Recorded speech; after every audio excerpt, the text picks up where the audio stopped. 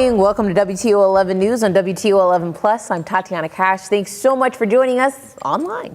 Now, today was another cool, but of course beautiful day. So the question is, will it be the same for the rest of the weekend? We need to ask meteorologist John Birchfield. John, what can we expect? Hey, Tatiana, you started to see a few more clouds moving in later in the day, and that's a sign that we could see a few scattered rain showers for your Sunday. It is going to be far from a washout, but still a little cloudier and more damp feeling. 72 degrees, mainly later in the day is when we are going to track the chance for some scattered showers. We're going to remain dry overnight tonight, but as this low pressure system moves in from the north and northwest, there will be the chance for showers predominantly Sunday afternoon into the evening.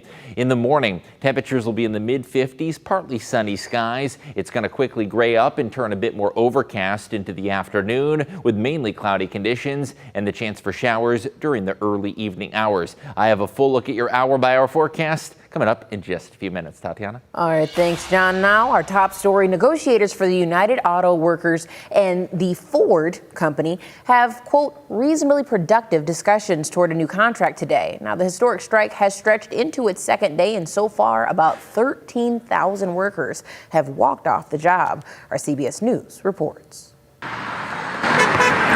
Day two of the auto strike, targeting 3 Midwest production plants, drew picketers and lawmakers. I always stand for the union way of life. Pennsylvania Senator John Fetterman and Michigan Senator Gary Peters joined United Auto Workers at this Ford plant in Wayne, Michigan, as union leaders and the Big Three went back to the negotiating table. Clearly, the UAW means business. That's why these folks are out here striking today. Vicki Murphy, a Ford production worker, was one of nearly 13,000 union members to walk off the job Friday. There's no winning in a strike anyway. Everyone loses, so let's wrap it up. Let's give us what we deserve. The UAW is seeking up to a 40% raise, job protections as automakers switch to less labor-intensive EVs, and an unwinding of concessions made during the Great Recession. After a new offer from Jeep parent Stellantis Saturday, General Motors, Ford, and Stellantis are all offering raises around 20%. Can GM be successful if you met all their demands?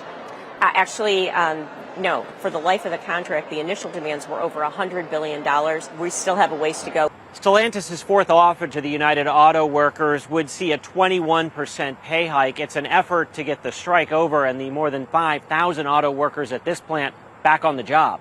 Ford announced some temporary layoffs due to the strike, and GM says it'll likely have to idle a Kansas plant Monday. Moves UAW President Shawn Fain says are designed to make workers settle for less. It boils down to one thing: it's corporate greed, and it's got to stop. Fain says the strike could expand to additional plants as negotiations continue. Chris Van Cleve, CBS News, Toledo, Ohio.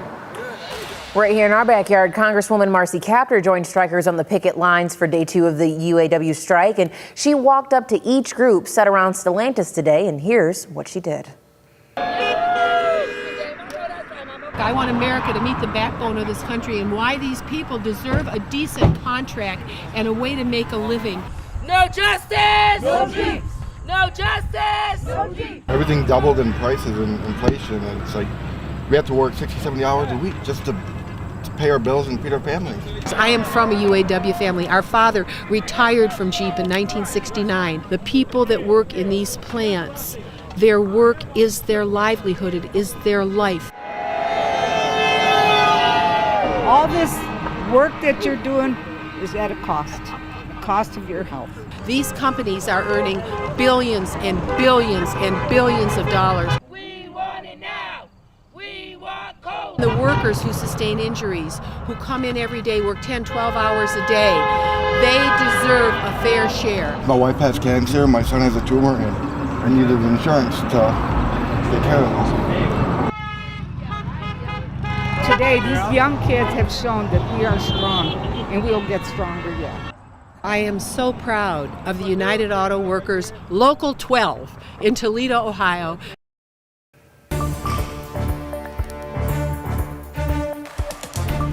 All right, now over the last month, our 11 Investigates team has told you about David Broadway. He's the contractor accused of scamming elderly people out of thousands of dollars for home improvement jobs. And now there's actually charges against Broadway from the Lucas County Prosecutor's Office.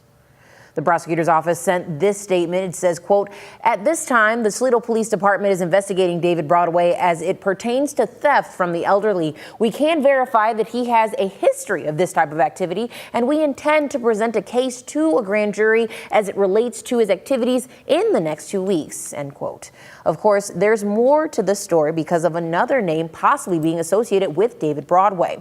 The 11 Investigates team is going to continue to follow this story and, of course, bring you the latest updates on air as well as online at WTOL.com. 7 people are now behind bars for mail fraud in the Cleveland area. The Department of Justice says these people were all part of a check fraud scheme. Sylvania Township Police have been investigating thefts from blue postal service boxes where thieves stole the box keys from the letter carriers and then used them to steal the mail inside. These thieves were also charging amounts on personal checks and then depositing those checks into accounts on mobile devices. Victims of these acts lost thousands of dollars. The Postal Service told WTOL 11 that they're working to make the boxes more secure. St. Francis de Sales High School is looking for a new football coach, and this is going to be the 5th time the school has gone through this process now.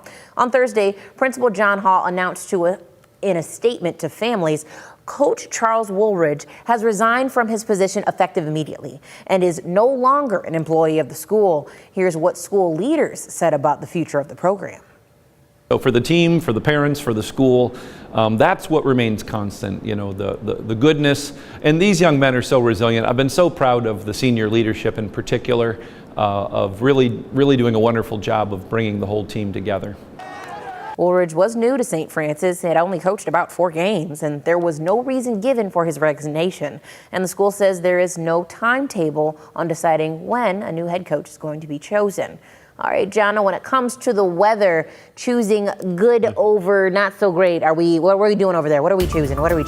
Well, we are due for a little rainfall, Tatiana, and you might need the umbrella tomorrow. It'll be a lazy feeling Sunday with scattered showers returning. Highs are only going to make it to the lower 70s, so feeling a bit cooler, damp, and a little more overcast. High pressure moved off to the east today. Hope you enjoyed the sunshine while it lasted, because it did not last long. We still do have our sights on Lee. That is now bringing winds and rain to Nova Scotia and Maine. However, our next weather maker, that's going to be coming in from the west. Right now, Lee still has 70-mile-per-hour winds, and we are seeing that center of low pressure, no longer a hurricane, but still bearing down with some big impacts. Here is our next storm system. You'll notice some showers moving into Illinois. That is the cold front that's going to bring us our scattered showers on Sunday. Hour by hour timing. We're going to stay dry for the overnight period, but then as that low advances from the north and west, you'll notice a little more green appearing on the forecast, and the best chance for rain, it is going to be later in the day. Let's zoom in closer to home and fine-tune that timing.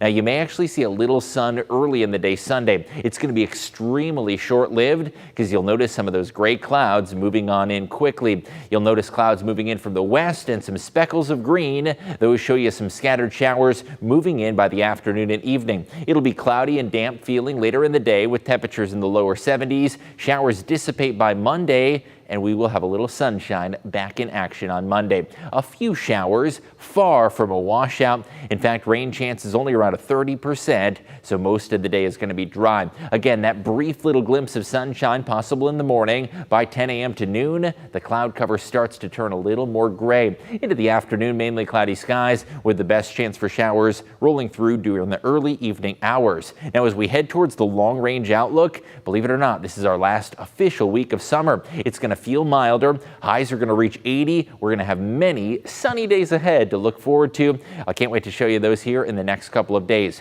Monday, as that cold front departs, we are going to be a little bit cooler, but some sunshine makes a comeback. Also, some of those fair weather cumulus clouds. Sunshine will be back in full force Tuesday, and by Wednesday, we're going to be up around 80 degrees. It gets even warmer Thursday, Friday, and Saturday, each of those days featuring sunshine, 80s, but those night times still get a little crisp with overnight lows in the mid-50s. The end of the 10-day forecast could bring us some spotty showers, but overall, lots of mild days to look forward to. Tatiana? All right, sounds good, John. Thanks so much. Now, today, community members came together to raise awareness on the impact mental health issues have on veteran and active military members. It was the 2nd annual Run for Life, created in memory of Christian Jones. He died in 2020 due to a battle with mental health issues, and the event started with an open opening ceremony and a butterfly release. Then, of course, a 5K with informational booths to attend after the race. Christian Corner Foundation was actually created in his honor and his name to raise awareness as well as prevention for veteran suicide. The recognition or remembrance of not only Christian, but of all the veterans and service members who have taken their own lives, I think is extremely important to honor their memories and keep them alive.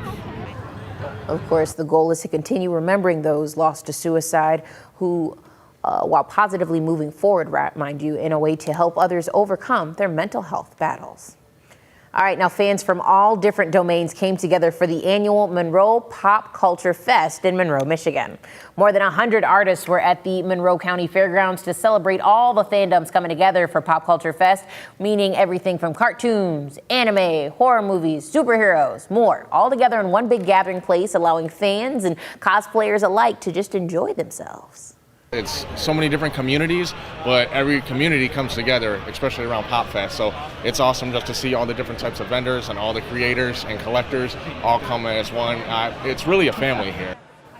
The convention also included celebrity appearances like the original voices of Goku from Dragon Ball, as well as Stephanie Nanally from the professional wrestlers Rhino and Devon Dudley. That's pretty cool. That is pretty cool. Yeah, I watched a few episodes of Dragon Ball Z as a kid, but yeah, Yes. pop culture, I guess, encompasses a lot of different spectrums, so cool to bring everyone together and enjoy that. Crypt Keepers, oh dear. Costumes and more.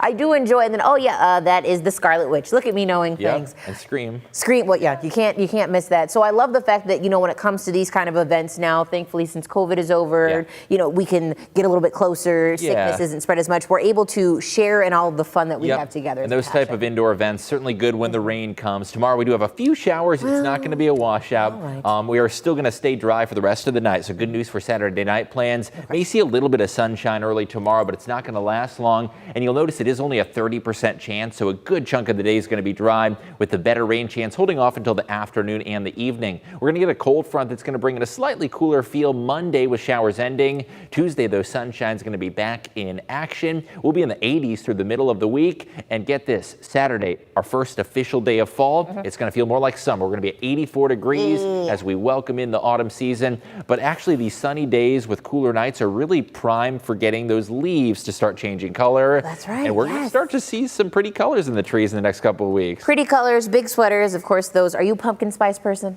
I like apple more. I feel There like we go. I don't remember who, but someone described pumpkin spice as like a candle that you eat. Like it tastes like a candle smells.